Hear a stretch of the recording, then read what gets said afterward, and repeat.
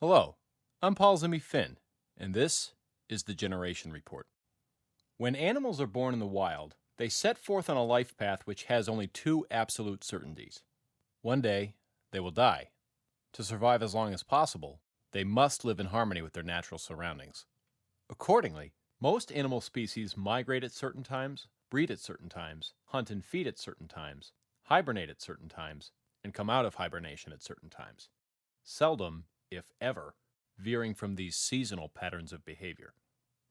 Because human beings created something called civilization, we have long since moved away from such binding restrictions and live with the capacity to bend the limitations of our environment. We can buy nearly every variety of food year-round at temperature-controlled supermarkets. We can leave our homes and traverse great distances despite snow-covered roads and howling cold. We can fly to warmer climates to get away from the winter cold completely.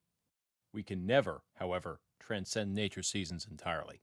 Even when we strip away the seasonal markers which are purely of human creation, such as when we file taxes or follow our favorite sports, the seasons still govern our thoughts and choices. We calibrate our time spent outside to the seasons, heat and cool our homes in accord with seasonal conditions, wear seasonal appropriate clothing, and once a year sing songs heralding 'tis the season.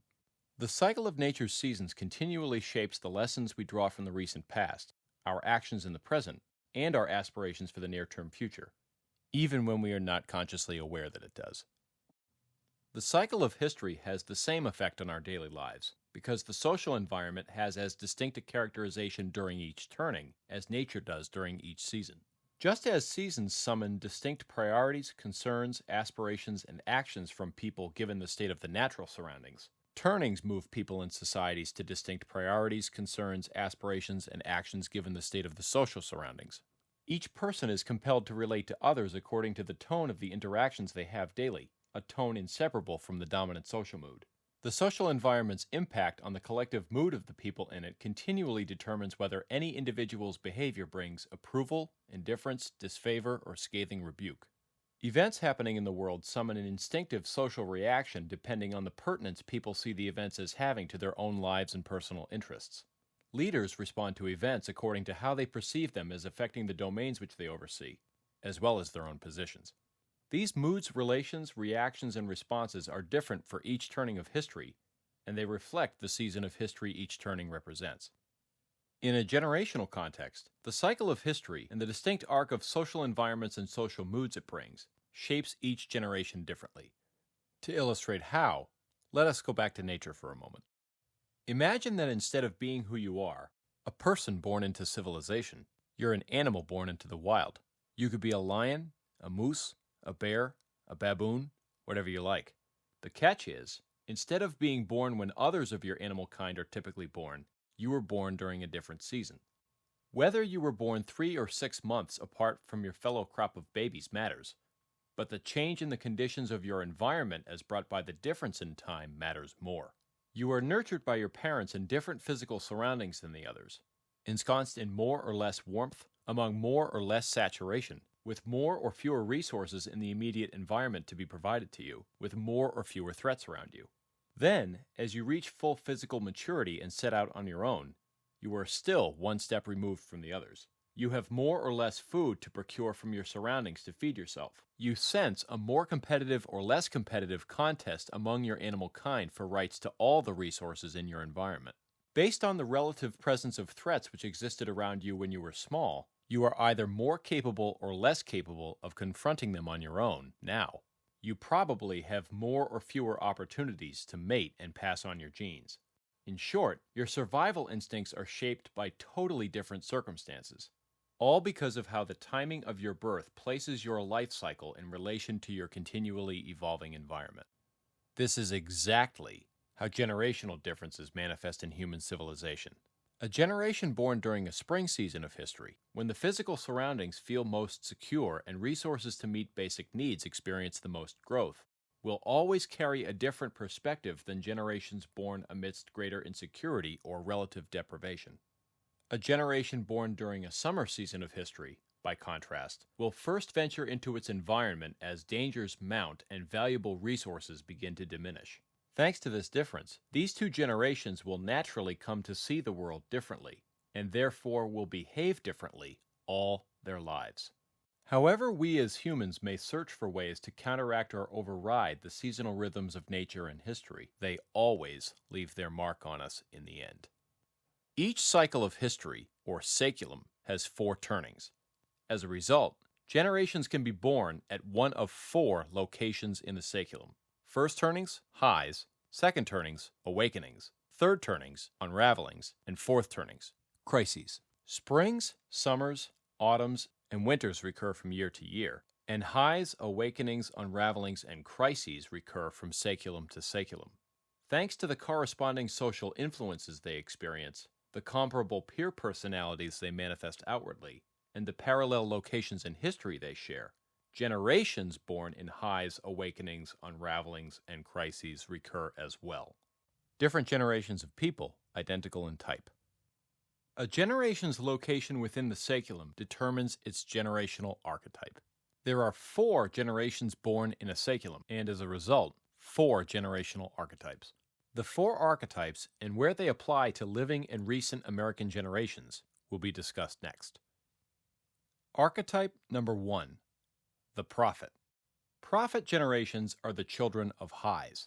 They move into young adulthood during awakenings, into midlife during unravelings, and into elderhood during crises.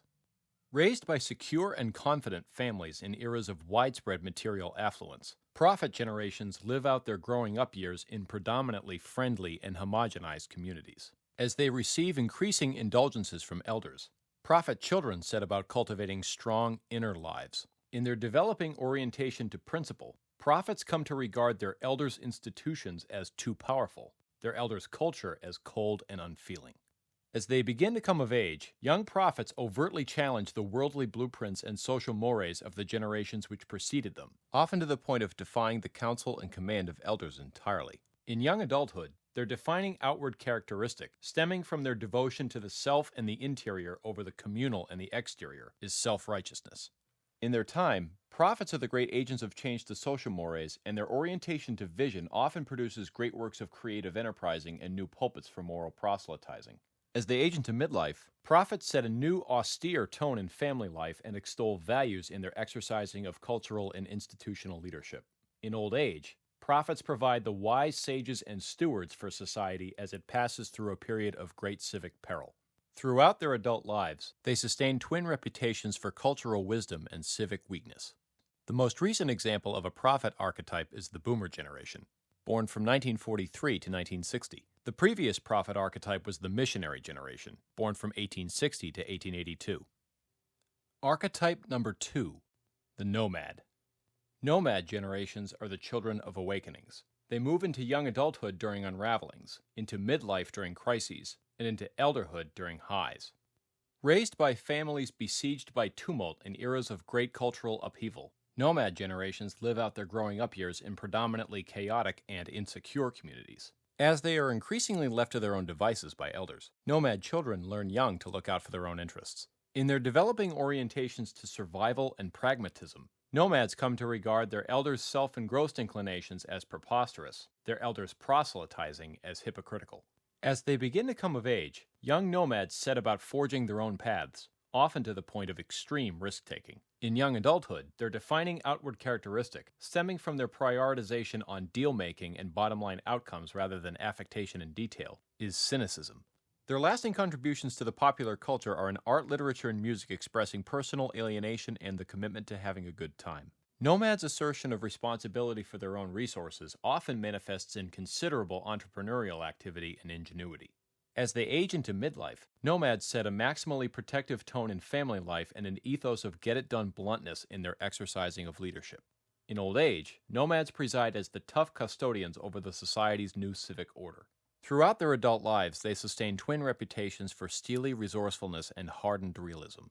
The most recent example of a nomad archetype is Generation X, born from 1961 to 1981. The previous nomad archetype was the Lost Generation, born from 1883 to 1900. Archetype number 3, the hero. Hero generations are the children of unravelings. They move into young adulthood during crises, into midlife during highs, and into elderhood during awakenings.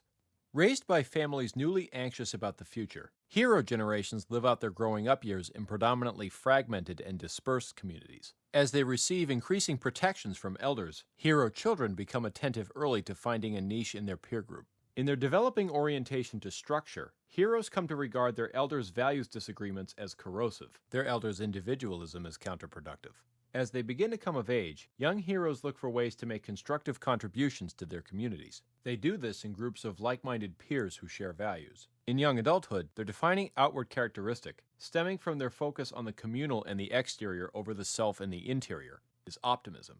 In their time, heroes are the great agents of change to community structures, and their orientation to duty and teamwork often results in large groups and powerful institutions getting big things done. As they age into midlife, heroes establish a new indulgence in family life, an aggressive forward-thinking tone to the institutions they assume leadership over, and a pervasive homogeneity to the culture. In old age, heroes serve as the powerful elders who keep institutions working as social mores undergo profound change. Throughout their adult lives, they sustain twin reputations for civic competence and cultural blandness. The most recent example of a hero archetype is the Millennial generation, born from 1982 to 2004. The previous hero archetype was the GI generation, born from 1901 to 1924. Archetype number 4, the artist. Artist generations are the children of crises. They move into young adulthood during highs, into midlife during awakenings, and into elderhood during unravelings. Raised by families imperiled by worldly hardships and emergencies, artist generations live out their growing up years in predominantly strong and close-knit communities. As they are increasingly smothered by elders, artist children develop a keen responsiveness to social cues. In their developing orientations to affectation and helping others, artists come to regard their elders' civic constructions as important, but their elders' preoccupation with heeding to social discipline as stifling. As they begin to come of age, young artists seek out conventional and sure paths to success, often at the expense of inner yearnings they feel. In young adulthood, their defining outward characteristic, stemming from the conflicting emotions they carry, is sensitivity. Artists' orientation to open-mindedness and detail often brings new insertions of refinement and pluralism throughout the culture. They also bring the first careful challenges to a social order many see as overly conformist. As they age into midlife, artists establish justice and fairness as focal points for social discourse and the institutions they begin to lead. They also set about chipping away at the various personal and social restraints that define their younger years. This shift leads many artists to follow adventure-seeking inclinations they had set aside when younger, but also makes for insecure families and underprotected children. In old age, artists reside as the empathic elders renowned for their kindness as the civic framework established when they were children progressively decays. Throughout their adult lives, they sustain twin reputations for other-directedness and indecisiveness. The most recent example of an artist archetype is the generation being born today. According to Neil Howe, this group has been born since 2005, and for now goes by the name Homeland Generation, as a reference to the extreme protectiveness with which it is being raised. The previous artist archetype is another group still alive in large numbers today, the Silent Generation, born from 1925 to 1942.